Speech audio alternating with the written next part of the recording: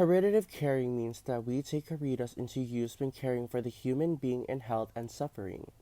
Caritative caring is a manifestation of the love that just exists. Caring communion, true caring, occurs when the one caring in a spirit of caritas alleviates the suffering of the patient. Katie Eriksson is a Finland-Swedish nurse. She is one of the pioneers of caring science in the Nordic countries. Eriksson was born on November 18, 1943 in Jakobstad, Finland. She is a 1965 graduate of the Helsinki Swedish School of Nursing, and in 1967 she completed her public health nursing specialty education in the same school. She graduated in 1970 from the nursing teacher education program at Helsinki Finnish School of Nursing. She continued her academic studies at the University of Helsinki, where she received her MA degree in philosophy in 1974 and her licentiate degree in 1976. She defended her doctoral dissertation in 1982. Since the 1970s, Eriksson has systematically deepened her thoughts about caring, partly through development of an ideal model for caring that formed the basis for the caritative caring theory, and partly through the development of an autonomous, humanistically oriented caring science. Eriksson's leading thoughts have been not only to develop the substance of caring, but also to develop caring science as an independent discipline. Eriksson wanted to go back to the Greek classics by Plato, Socrates, and Aristotle, from whom she found her inspiration for the development of both the substance and the discipline of caring science. The basic idea of caring science as a humanistic science, she developed a meta-theory that refers to as the theory of science for caring science. The basic motive in caring science and caring for Eriksson is caritas, which constitutes the leading idea and keeps the various elements together. Eriksson's thinking was influenced by sources such as Thomas Kuhn 1971 and Karl Popper 1997, and later by American philosopher Susan Linger 1942 and Finnish philosopher Eno Kela 1939 and George von Wright 1986, all of whom support the human science idea that science cannot exist without values. Caritas. Caritas means love and charity. Eros and agape are united, and caritas is by nature unconditional love. Caritas, which is the fundamental motive of caring science, also motive for all caring. It means that caring is an endeavor to mediate faith, hope, and love through tending, playing, and learning. Caring communion constitutes the context of the meaning of caring and is the structure that determines caring reality. It is a form of intimate connection that characterizes caring. Caring communion requires meeting in time and space in absolute lasting presence. Caring communion is seen as a source of strength and meaning in caring. Act of caring contains the caring elements faith, hope, love, tending, playing, and learning. The act of caring is the art of making something very special out of something less special. Caritative caring ethics compromises the ethics of caring, the core of which is determined by the caritas motive. The ethical categories that emerge as basic in caritative caring ethics are human dignity, the caring communion, invitation, responsibility, good and evil, and virtue and obligation. Dignity constitutes one of the basic concepts of caritative caring ethics. Human dignity is partly absolute dignity, partly relative dignity. Absolute dignity is granted the human being through creation, while relative dignity is influenced and formed through culture and external context. Invitation refers to the act that occurs when the career welcomes the patient to the caring communion. The concept of invitation finds room for a place where the human being is allowed to rest, a place that breeds genuine hospitality and where the patient's appeal for charity meets with a response. Suffering is an ontological concept described as a human being's struggle between good and evil in a state of becoming. Suffering implies, in some sense, dying away from something, and through reconciliation, the wholeness of body, soul, and the spirit is recreated. When the human being, holiness, and dignity appear, suffering related to illness, to care, and to life. These are three different forms of suffering. Suffering related to illness is experienced in connection with illness and treatment. When the patient is exposed to suffering caused by care or absence of caring, the patient experiences suffering related to care, which is always a violation of the patient's dignity, not to be taken seriously, not to be welcome, Being blamed and being subjected to the exercise of power are variations form of suffering related to care. The suffering human being. The suffering human being is the concept that Eriksson uses to describe the patient. The patient refers to the concept of patience, Latin, which means suffering. The patient is a suffering human being or a human being who suffers and patiently endures. Eriksson 1994, Eriksson and Herberts 1992. Reconciliation. Reconciliation refers to the drama of suffering. Reconciliation implies a change through which a new wholeness is formed of the life the human being has lost in suffering. In reconciliation, the importance of sacrifice emerges. Eriksson 1994a. Caring culture. Caring culture is the concept that Eriksson uses instead of environment. It characterizes the total caring reality and is based on cultural elements such as traditions, ritual, and basic values. Caring culture transmits an inner order of value, preference, or ethos, and the different construction of culture have their basis in the changes of value that ethos undergoes. If communion arises based in the ethos, the culture becomes inviting.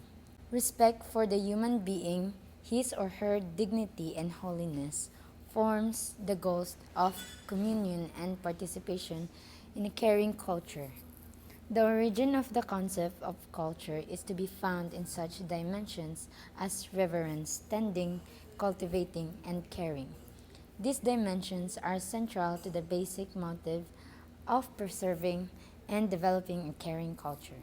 From the beginning development of her theory, Eriksson established it in empiricism by systematically employing a hermeneutical and hypothetical deductive approach.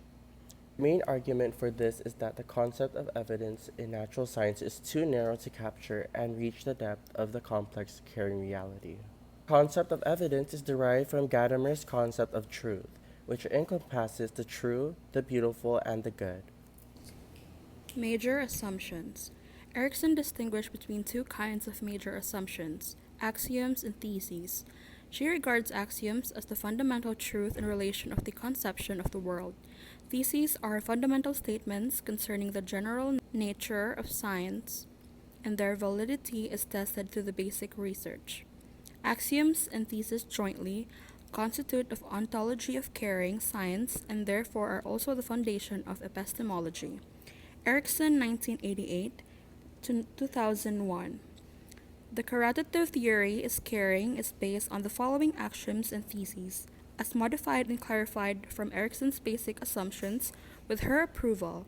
Eriksson's 2002. Human being. The conception of human being in Eriksson's theory is based on the axiom that the human being is an entity of body, soul, and spirit. Eriksson 1987 to 1988. She emphasizes that the human being is fundamentally a religious being, but all human beings have not recognized these dimensions. Eriksson stresses the necessity of understanding the human being in this ontological context. The human being is seen as in constant becoming. He is constant in change and therefore never in the state of full completion.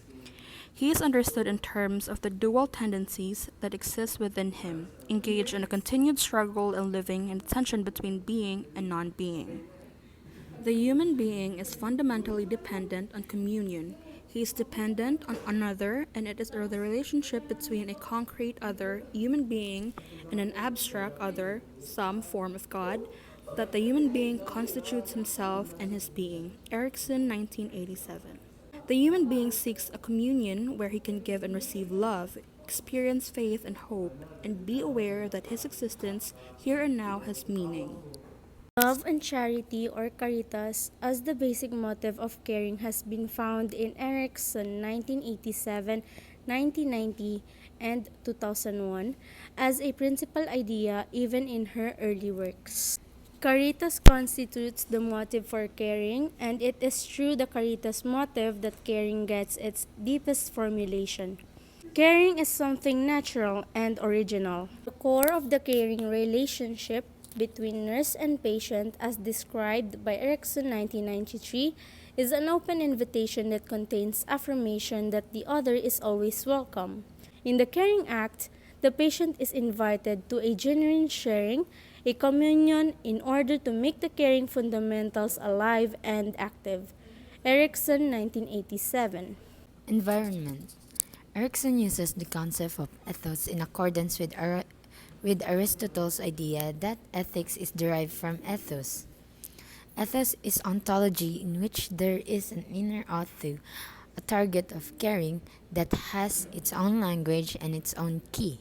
Eriksson makes a distinction between endurable and unendurable suffering and thinks that an unendurable suffering paralyzes the human being, preventing him or her from growing, while endurable suffering is compatible with health. Health. Eriksson considered health in many of her early writings in accordance with an analysis of the concept in which she defines health as soundness, freshness, and well-beingness.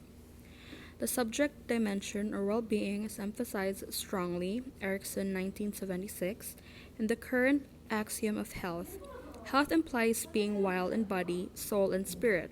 Health means, as a pure concept, wholeness and holiness. In the ontological concept, health is conceived as a becoming, a movement toward a deeper wholeness and holiness. As a human being's inner health potential is touched, a movement occurs that becomes visible in the different dimensions of health as doing, being, and becoming with a wholeness that is unique to the human beings.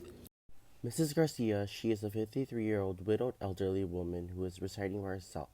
She has a son working abroad, which is why she is alone. While she was headed towards the gate outside of her house, she displayed symptoms of weakness in her arms, legs, and face. The patient also felt dizzy and confused. She collapsed and luckily was seen by some bypassers and where they called the ambulance. She was admitted to the hospital wherein she was recovering, but unfortunately not recovering from the love that she had the day her husband died.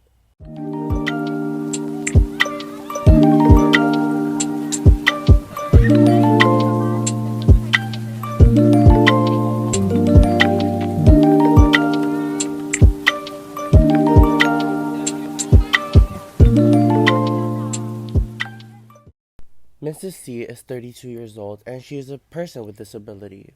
She has a weak immune system and she needs to be taken care of because she is prone to pneumonia and other conditions. Bacteria and viruses, including the virus that causes the infection COVID-19, can have a devastating effect on a person with a compromised immune system. When the patient was at home, the patient showed the following symptoms: fatigue, stressed out, and severe headaches. The patient was admitted to the hospital, but due to protocols, the patient was not allowed to be visited by her family.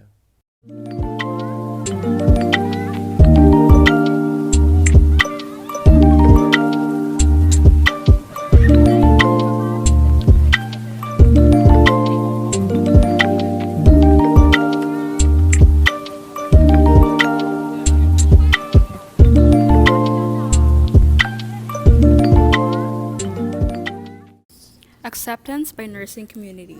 Practice.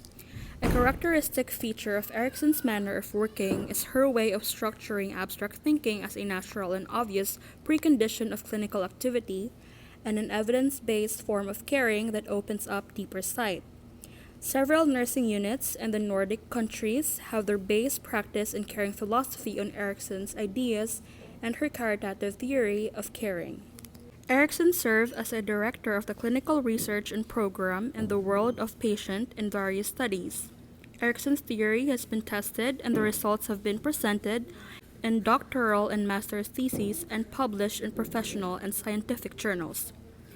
The study in the patient's World War II, Elevating of Patient Suffering, Ethics and Evidence, led to recommendations for the care of patients and is an ongoing research project that will become a handbook for clinical caring science.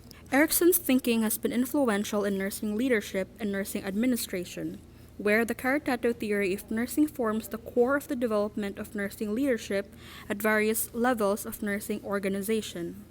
Education.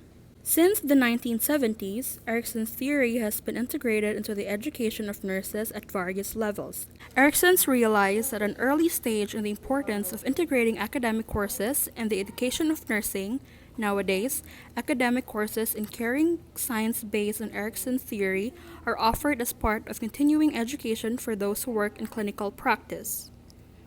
Because Eriksson sees caring science not a profession oriented but as a pure academic discipline, it has aroused interest among the students in other disciplines and other occupational groups, such as teachers, social workers, psychologists, and theologians. Eriksson and her teaching and research colleagues at the Department of Caring Science designed a research program based in her caring science tradition. This program compromises systematic caring science, clinical caring science, didactic caring science, caring administration, and interdisciplinary research. Eriksson has always emphasized the importance of basic research as necessary for clinical research, and her main thesis is that substance should direct the choice of research method. In her book, Pants in the Paws, Eriksson 1987, she describes how the research object is structured, starting from the caritative theory of caring. Eriksson has emphasized the necessity of an exhaustive and systematic analysis of basic concepts and developed her own model of concept development. Continuous research has been carried out since the 1970s with a view toward developing caring science as an academic discipline, and a theory of science for caring science has been formulated. Eriksson has developed subdisciplines of caring science, which means that researchers of caring science and other scientific disciplines enter into dialogues with each other and constitute a research area. An example of this is the development of caritative caring ethics.